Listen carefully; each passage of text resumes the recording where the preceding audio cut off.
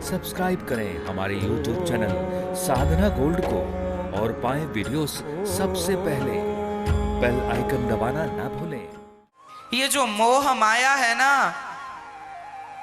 कहते हैं तुम्हारी इच्छाएं बुढ़ापे में जवान होती हैं। अच्छा बताओ, आपकी इच्छाएं पैदा कब हुई?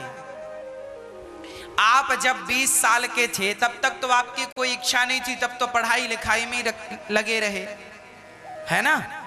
और डिग्री मिल जाए और नौकरी मिल जाए, यही सपना था। एक 30 साल के 25 साल के बच्चे का सपना क्या है? यही सपना, अच्छी नौकरी मिल जाए, अच्छा व्यापार जम जाए, अच्छी लाइन मिल जाए, यही है। 30 साल के बाद फिर वो सोचता है कि अब कुछ जोड़ लूं, कुछ कर लूं, कुछ ये सोच लूं। इसका मतलब है 20 साल के बच्चे के अंदर इच्छा जन्म लेती है। आपकी आयु हो गई 20 साल, तब आपके अंदर इच्छा ने जन्म लिया।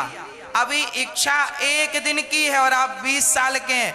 अच्छा, जब आप 30 साल के हो गए तब आपकी इच्छा हुई 10 साल की।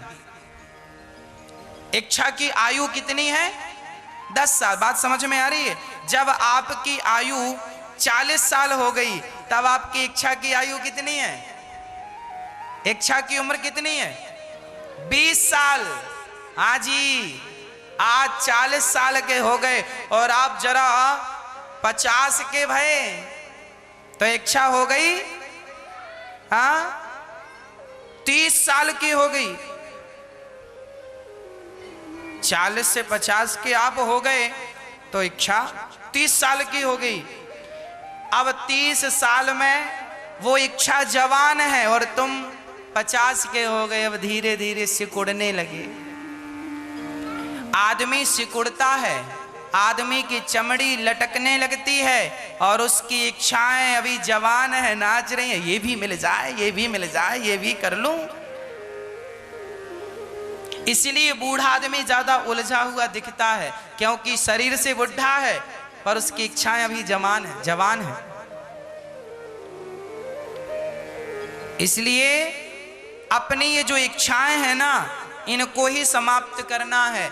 जिनके अंदर इच्छाएं मिट गईं वही तो आज सुखी हैं, और जिनकी इच्छाएं हिलोर मार रही है वो आज दुखी हैं, परेशान कर रही हैं। इसलिए कबीरदास जी ने इस बात पर एक दोहा लिख दिया। कबीरदास जी गाते हैं कि चाह गए चिंता मिटी। चाह मतलब इच्छा। चाह गई चिंता मिटी, मनवावे परवाह। जिसको कछु ना चाहिए सो ही साहंसाह।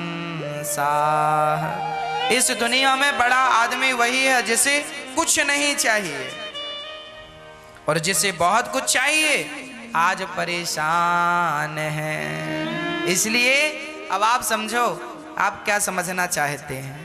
इच्छाओं का त्याग कर दीजिए।